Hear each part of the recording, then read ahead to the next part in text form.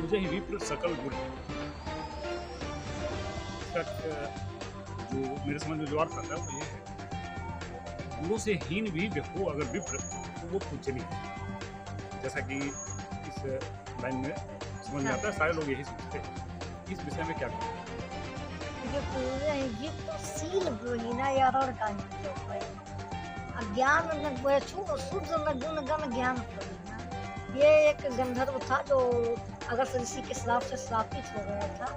तो भगवान राम जब उसको भुजाओं को काटते हैं किसके मतलब वहाँ जाने के लिए सवारी कहने जाते हैं तो मार्ग जब राजकुमार में पड़ता है उसकी भुजा को राक्षस की भुजा को जब काट देते हैं तो अपने गंधर्व के रूप में आ जाता है। वो भगवान से यहाँ कहता है कि प्रभु ये क्या नाम है कि आपने मेरा इस प्रकार से काम किया है भुजा को काट दिया और हम ऋषि अगस्त के श्राप से पक्ष को प्राप्त हो जाएंगे और अपने लोग को चले जाएंगे। और उसी के संदर्भ में वो कहते हैं कि मुझे विप्रशील गुण है। जो मतलब ब्राह्मण है, विप्र माने होता है ब्राह्मण से लोग लेते हैं, तो ब्राह्मण का अर्थ होता है जो ब्रह्मदर्शी है उसे ब्राह्मण। अगर वो ब्रह्म ज्ञानी महापुरुष अगर शील गुण से हीन है तो भी वो पूजनीय है। क्योंकि जब वो जैसे मान लीजिए सुखदेव जी का प्रसंग आता है कि नंगे होकर के जा रहे थे तो महिलाओं ने उनको देख करके क्या किया, मतलब अपने काम को नहीं छोड़ा, जबकि व्यास जी गए तो चली गए। उसी प्रकार वो कह रहे हैं क्योंकि वो ब्रह्मदर्शी थे। तो ही बात कह रहा है कि ब्राह्मण का अभिप्राय ऐसा ब्राह्मण जो ब्रह्मदर्शी है ब्रह्म ज्ञानी है वो अगर शील गुण से हीन है तो भी पूजनीय होता है।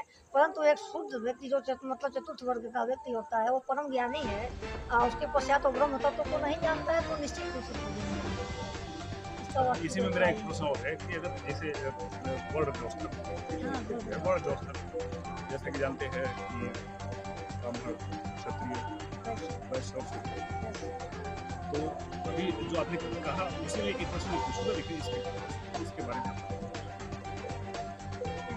वर्ण व्यवस्था के बारे में देखिए जो ये वर्ग व्यवस्था है क्वेश्चन थोड़ा जटिल है लेकिन थोड़ा संक्षिप्त समझने का प्रयत्न करें। वर्ग व्यवस्था नहीं मैं कहूँगा, ये मैं वर्ण व्यवस्था के बारे में। हाँ वर्ण व्यवस्था या वर्ग व्यवस्था, जो वर्ण व्यवस्था है हमारे समाज में यह जब ऋग वैदिक काल था तो यह कर्म पर आधारित था। तो जो जो समय बीतता गया माया का पर्दा बढ़ता गया, लोग इसको जन्म पर आधारित हो गए। ये जो वर्ण व्यवस्था था ये यथार्थ में आत्मिक तत्व को पहुँचने का एक सीढ़ी था। जैसे आप सड़क पे जाते हैं सीढ़ी के रास्ते में, उसी प्रकार सनातन तत्व जो है वो आत्मा है। गीता भगवान कहते हैं कि अच्छो एवं अयादो आयायो एवं अक्लेभ्यो असोसयो के नित्य सर्वगता था चलो अयम सनातन।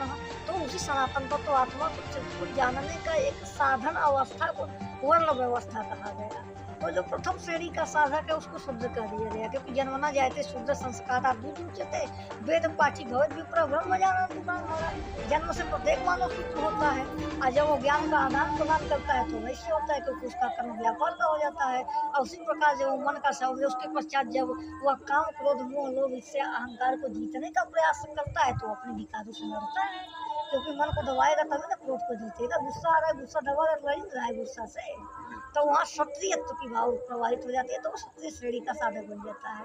और उसी प्रकार जब साधना और आगे बढ़ता है, मन का शमन, इंद्रियों का दमन, धारावाहिक चिंतन होने लगता है तो ब्राह्मण बन जाता है। आज जब ब्राह्मण बन जाता है, ब्रह्म को जान लेता है तो वहाँ ब्राह्मण भी नहीं रहता है, वो ब्रह्म बन जाता है। यही वर्ण व्यवस्था है और यही कर्म पे आधारित सिद्धांत था जो आज कर्म पर जन्म पर आधारित हो गया। ऋषि विश्वामित्र का आप नाम सुने होंगे, और जन्म से वो क्षत्रिय थे परंतु उन्हें ब्रह्म ऋषि विश्वामित्र कहा गया। क्यों कहा गया? क्योंकि उनका ब्रह्म योचित कर्म था, वो ब्रह्म का अनुगमन कर चुके, ब्रह्म को जान लिए थे।